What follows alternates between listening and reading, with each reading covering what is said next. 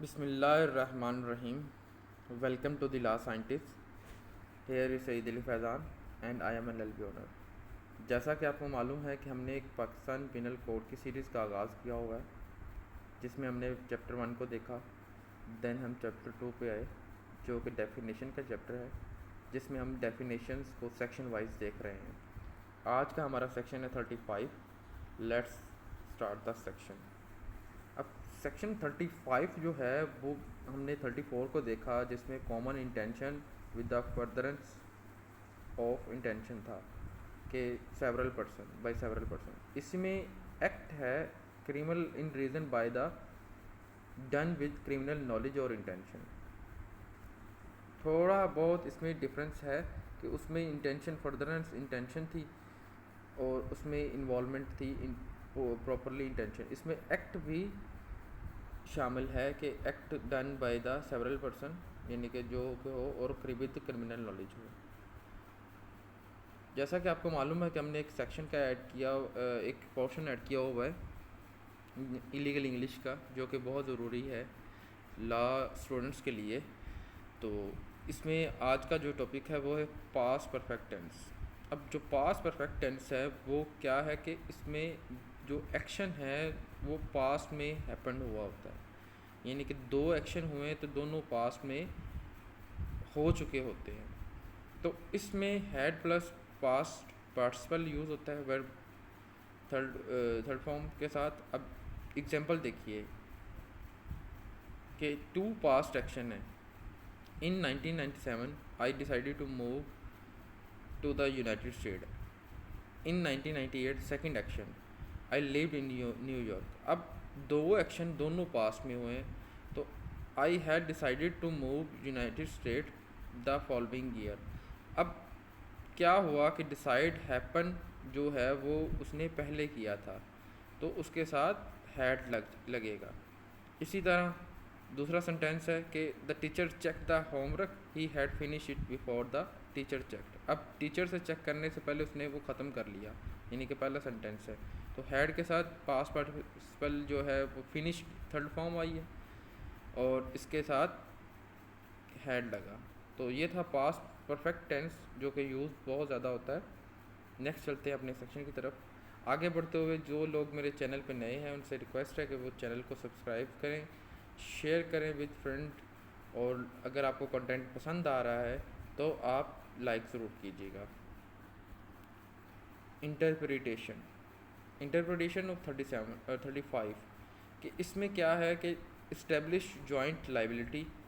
पहली बात है कि क्या हुआ, एक्ट कमिटेड हो गया किस इंटेंशन के साथ, क्रिमिनल नॉलेज के साथ।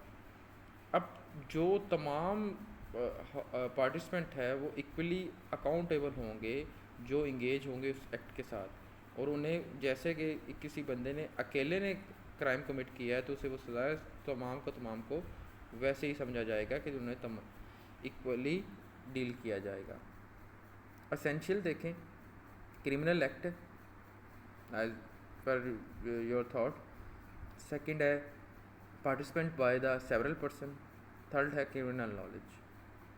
तीन इसेंशियल है, एक्ट हुआ, पार्टिसिपेंट जो है सेवरल पर्सन है, और क्रिमिनल नॉलेज के साथ उन तमाम को तमाम नॉलेज थी कि ये क्रिमिनल एक्ट है और हम जो कमिट करने जा रहे हैं। एग्जाम्पल देखें, तीन इंडिविजुअल्स हैं XYZ, और उन्होंने कंस्पायर किया कि साजिश की कि वो क्या करेंगे, सेल स्टोलन गुड्स।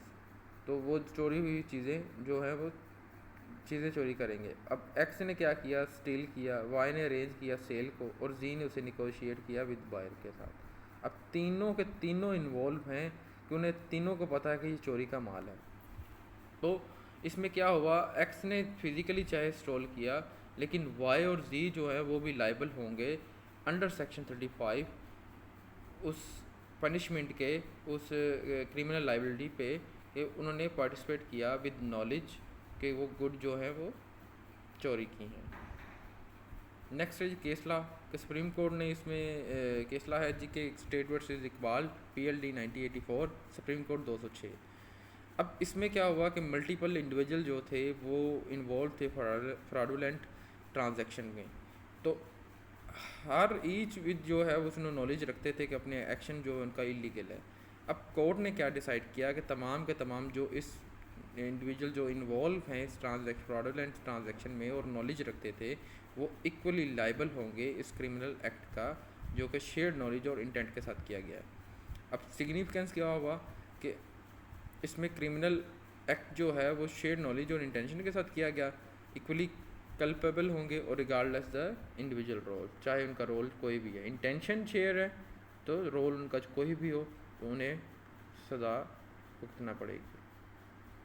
देन है जी स्कोप एंड एप्लीकेबिलिटी कि सेक्शन जो 35 है उसका जो स्कोप है वो मेंसरिया जिन कह लें कि क्राइम में मेंसरिया रिक्वायर होता है उनमें ये बहुत ज़्यादा यूज़ होता है। मेंसरिया मीन इंटेंशन, इरादा कह लें, और दो चीज़ों से मिलके एक्ट कराए क्राइम को, जिनमें एक्टसरिया भी काउंट होता है और मेंसरिया भी काउंट होता है। दो चीज़ों से मिलके क्राइम की डेफिनेशन पूरी होती है, और इनमें जिनमें मेंसरिया बहुत ज़्यादा यूज़ होता है, फ्रॉड में कह लें, कंस्पायरेसी में कह लें, उनमें 35 का बहुत ज़्यादा रोल है। देन है जी रियल वर्ल्ड सिनेरियो में, तो रियल वर्ल्ड सिनेरियो में केसेस जो वाइट कॉलर क्राइम है, कॉरपोरेट फ्रॉड स्कीम में जो क्राइम होते हैं, जो क्योंकि उनमें नॉलेज शेयर होती है, इंटेंशन उनकी होती है कि उन्हें मालूम होता है ये क्रिमिनल एक्टिविटी है, तो इसमें हमें लाइबल होना पड़ेगा। तो तमाम के तमाम की जो इंटेंशन है वो प्रूव करनी होगी कि उन्होंने पार्टिसिपेट किया विद द शेयर्ड इंटेंशन। तो आई होप कि आपको ये सेक्शन समझ में आया होगा। अगर आपका कोई क्वेश्चन है तो कमेंट सेक्शन में ज़रूर पूछिएगा। अल्लाह हाफिज़ नासिर।